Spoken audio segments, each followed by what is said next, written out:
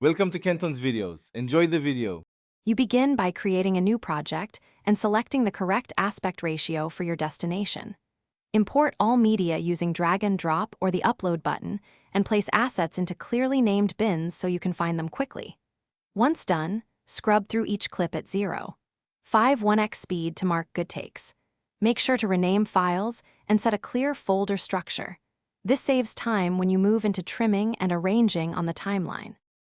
Now you dive into trimming and layering. Use the razor and trim tools for precise cuts and ripple delete to close gaps automatically. Once clips are tight, build depth with layers. Place B-roll above primary footage, add titles on a dedicated track, and drop sound effects on separate audio lanes so you can mix cleanly.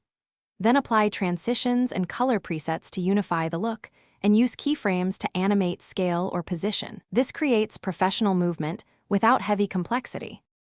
To finish, choose an export preset matching your platform. Set resolution, bitrate, and format. MP4 with H. 264 is a reliable default. Make sure to check audio levels, enable captions if needed, and render a short preview to confirm sync and visual quality before exporting the whole file.